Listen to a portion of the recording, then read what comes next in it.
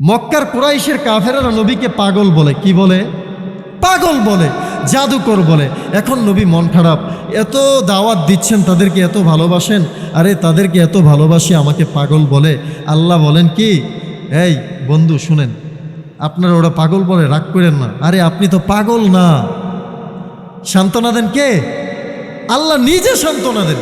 তাদের জবাব দিছেন আল্লাহ, এই তোমরা নবীকে পাগল বলো, তিনি পাগল না। ওমা সাহিবুকুম বিমাজনুন, তিনি পাগল নয়। নবীকে সান্ত্বনা দেয়। কি ব্যাপার, মন খারাপ করছেন?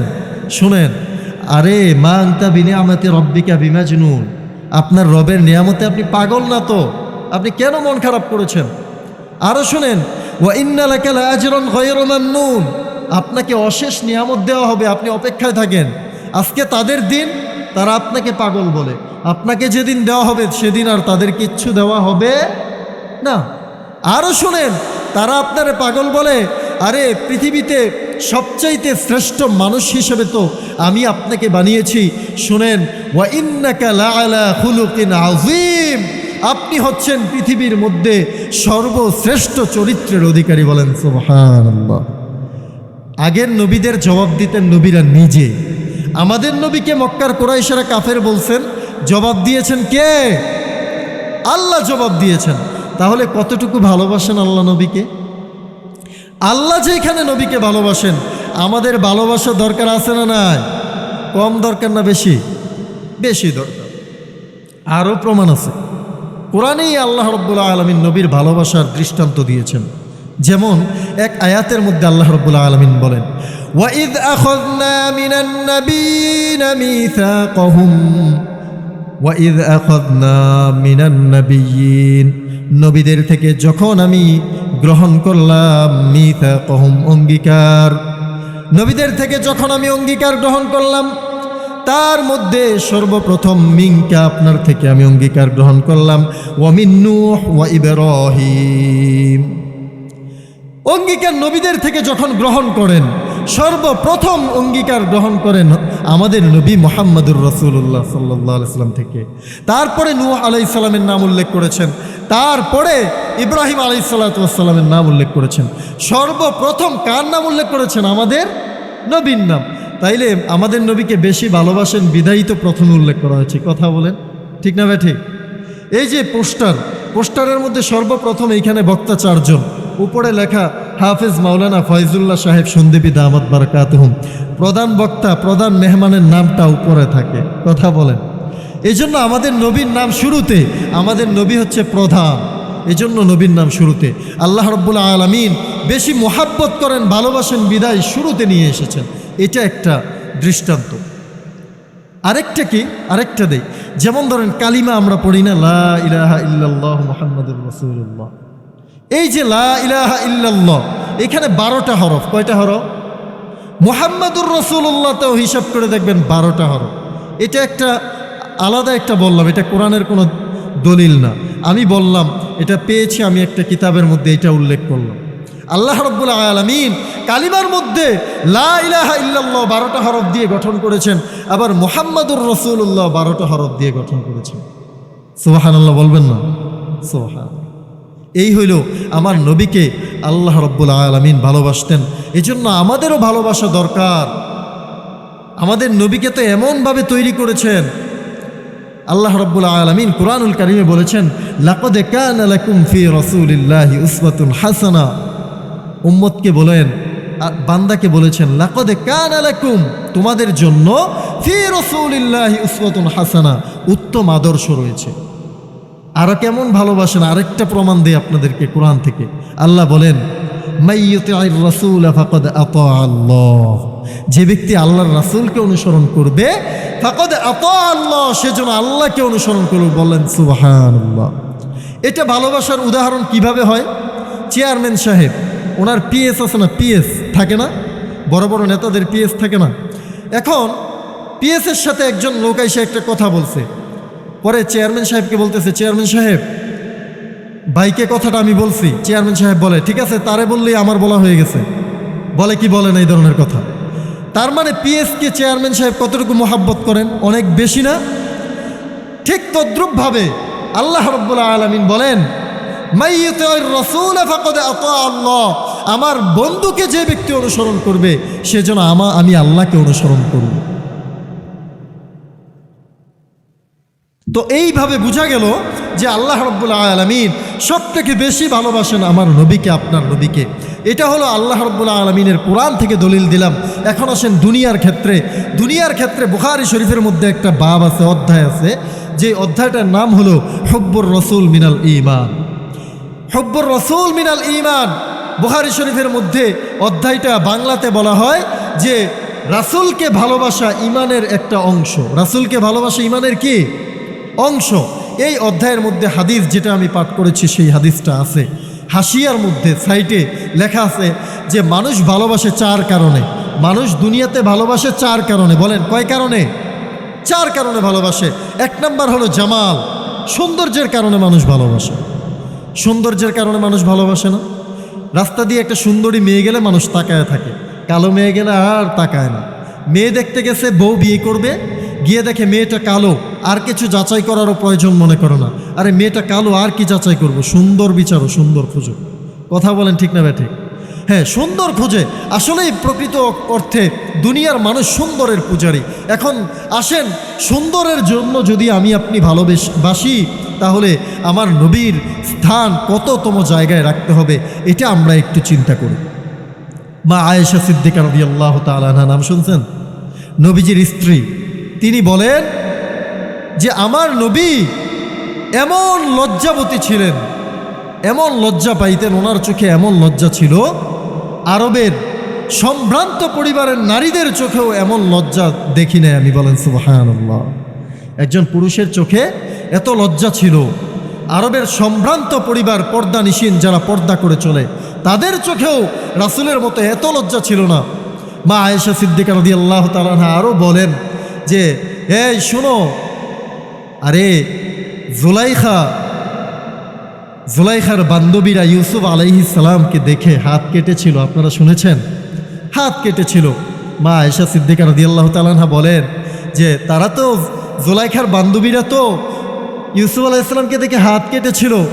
যদি তারা আমার মুহাম্মদকে দেখতো তাহলে তারা কলিজা কেটে ফেলতো। বলেন সুবহানাল্লাহ। কত সুন্দর! চিন্তা করছেন, ইউসুফ আলাইহিস সালামের সৌন্দর্য দেখে তারা বিমোহিত হয়ে গেছে, তাদের দুনিয়ায় কোনো খেয়াল নাই, তাই তারা হাত কেটে ফেলেছে।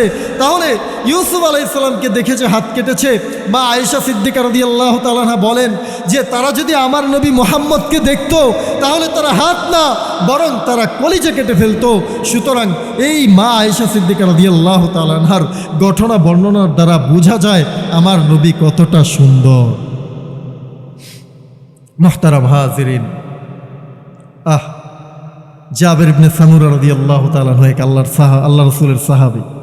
তিনি বলেন, মসজিদে নববীতে প্রবেশ করছি, রাস্তা দিয়ে আসতেছে নবী করিম সাল্লাল্লাহু আলাইহি ওয়াসাল্লাম, রাস্তা দিয়ে হেঁটে হেঁটে আসতেছে।